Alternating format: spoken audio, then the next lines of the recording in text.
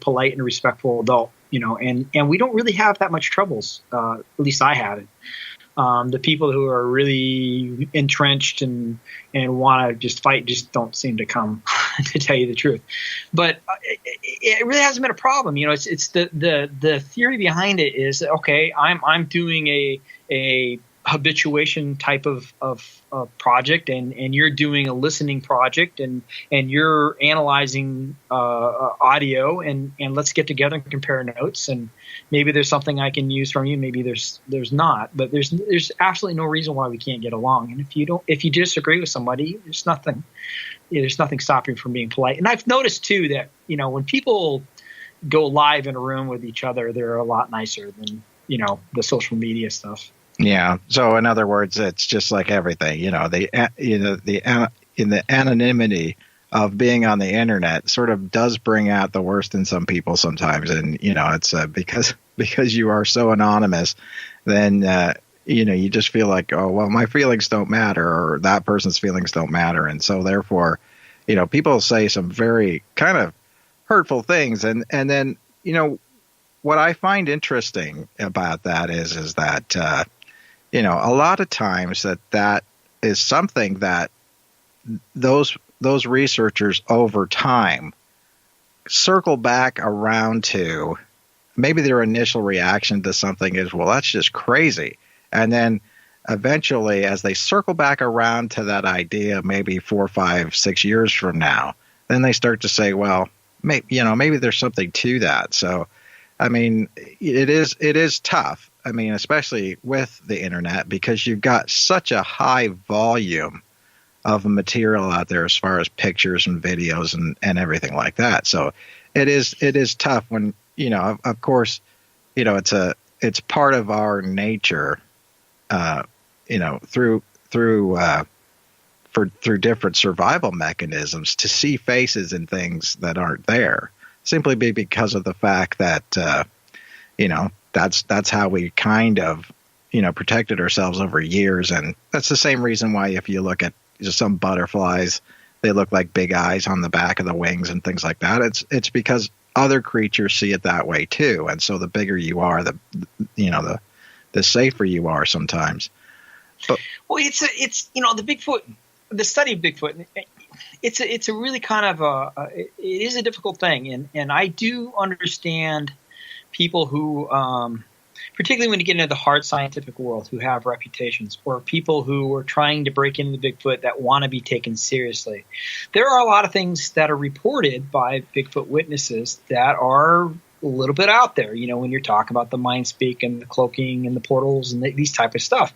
And so it is on some level understandable how those people would want to exclude those aspects of the reporting to try and be taken seriously. The problem with that at the same time is you're editing the data. If an eyewitness is saying, yeah, I mean, I know it's tough enough to admit that I saw a 7-8 foot, bipedal, that's hairy, that's got really big feet. But yeah, and then it walked through something and disappeared on me. And so you can't exclude and it disappeared on me and still claim to be a scientist, because now you're limiting your data. You're saying, well, I'm not going to report everything because I'm uncomfortable with it, even though you're uncomfortable because you're worried about your reputation. You're not going to get to the end of it. There could be a very logical, scientific, understandable explanation for what's going on, but you'll never find it if you self-edit it. The other aspect of it is, particularly when you're new to this subject, or if you haven't, it's especially when it comes to witnesses, because this is one of those things that I've tried to work on, is the kind of the psychological shock of having seen a Bigfoot. Your whole world is kind of shattered. So it's hard enough to deal with the fact that you've seen something paranormal, you see something that just stepped out of the mystery books, but then have to deal with the other aspects of the paranormal that don't fit too. Sometimes it's just too much for people, and so they kind of shut down. But in the end, the way I look at it, from my old epistemologist days, is you can't deny that data. You can't deny those reports, because it's part of the big picture. And if you're doing that, you're not being scientific either, I don't feel. Yeah, I completely agree. Although I do realize that it's sort of easier to say, that I saw. Well, it's not easy to say I saw Bigfoot. I mean, it's just not. And second of all, if you've got any kind of a long tradition of education behind that too. I mean, it was one of those things where, I ended up getting my master's degree in education. And then, 6 months later, it seemed like I was seeing a Bigfoot. And I thought, man, there's $50,000 down the toilet. You know what I mean? It's just like, no, yeah. And so you just really do kind of wonder to say to yourself, well, is that something that, you should, talk about? And I think that a lot of times it's an interesting phenomenon, because I think that a lot of people just don't even want to go there. It's a subject that's so taboo that, in a lot of ways, I think that there's probably more sightings than we know about. And then that's the first thing that I think people say, okay, well, we're never going to talk about that. And that's just the way it was, or it was nothing. And I've noticed that too, also on certain Bigfoot expeditions, where you'll talk to people and that you'll say, what is it that you're experiencing? And they'll say, well, it was this tall, and I saw this, and it was walking, in this direction, and things like that, and and then 2 days later they'll completely have put that out of their mind. It's like they've gone out of it. Now, from an interesting standpoint, because you are an intelligence gatherer for the military, how do you, what do you think about that? Do you think that that's the initial response is the best response, or do you feel like, oh, after 2 days maybe they've thought about it and they've thought, well, that data is not necessarily what's happening? Would you rather collect data in the whole right away, or is it something where you'd like people to filter through, or I mean, from your standpoint as a guy who, is a data collector? Yeah. Okay. So back up a little bit for the people that don't know me. Yeah. So yes, I'm Army reservist. I'm a chief warrant officer in the human intelligence field. So yeah, debriefing people and interrogations, that sort of stuff is what I do. And you always want to get to the source of information as soon after as possible. That's kind of a no-brainer. You don't want them to think about it. You want to capture it as fast, as early as possible. I always was thankful that when I was doing interrogations, I was doing them at fire bases right after the point of capture. In fact, I was usually the guy on the ground processing them for capture, and because that's when we would get the most accurate information. So it's the same thing. I mean, the more somebody thinks about it, particularly if there's somebody who's struggling with the sighting, there's all sorts of stuff that they can convince themselves, well, maybe it was just a bear, or maybe I really didn't see that, or So yeah, you always want to get the information as soon after the event as possible. Yeah, I think that that's important, and I think that there's multiple reasons for that.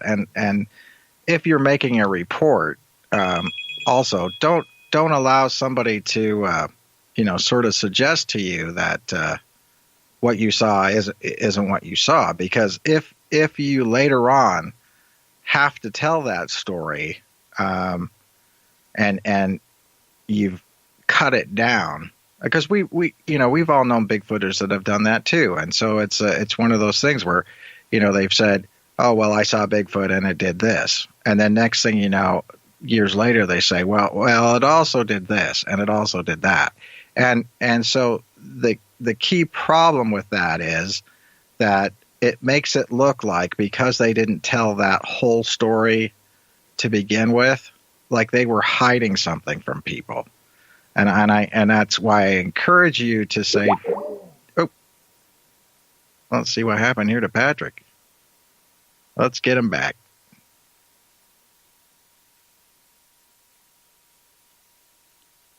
Anyway, guys, what I'm trying to tell you is that whenever you're dealing with reports, make sure that you make contemporaneous notes. It's one of those things that's very important to write down all the factors that you're going through at the time, so that it's easy to refer back to. I mean, this is something that, in almost any field, that even if you have an accident in your car or what have you, that if you make notes and you know what happened at the time, those are things you can refer back to them. And at that point in time, it really makes it easier for you to go ahead and talk about. Oops, that's not Patrick. Hold on now. So let's see here.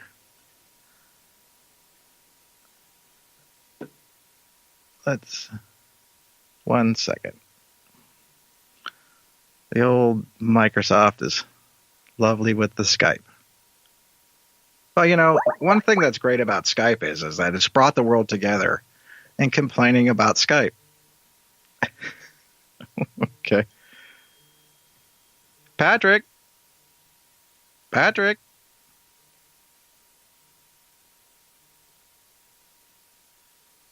Now, let's see.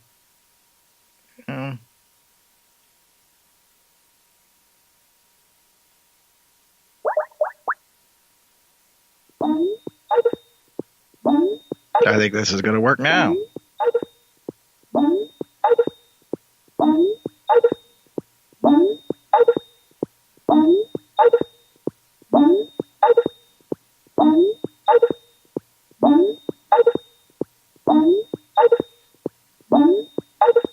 Well, I wonder what happened on his end.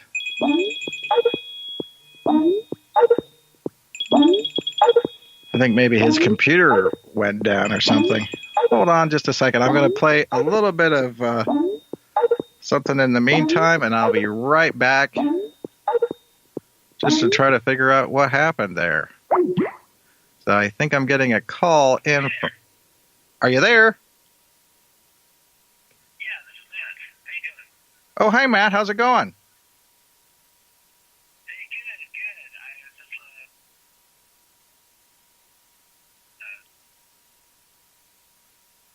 Hold on.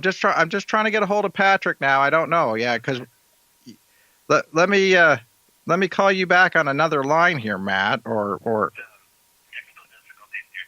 yeah. Yeah, Patrick's trying to call me, and I think what's happening is it's the same thing that happens to Gary. You're calling me, and the next thing you know, Gary is or Patrick's getting pushed off the line. So hold on one second.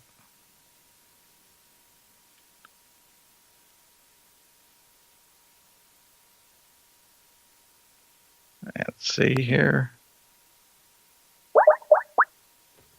Let's see how that's going. Hey. Hey, I don't know what happened. Yeah, I'm not sure either. You just kind of disappeared on me. Yeah, it's crazy. Well, but the good part is everybody got to listen to me talking on the thing there for a while. If you guys do want to call in to the show, we do have a call-in line, and it's not on Skype. So it's 1-833-262-8788.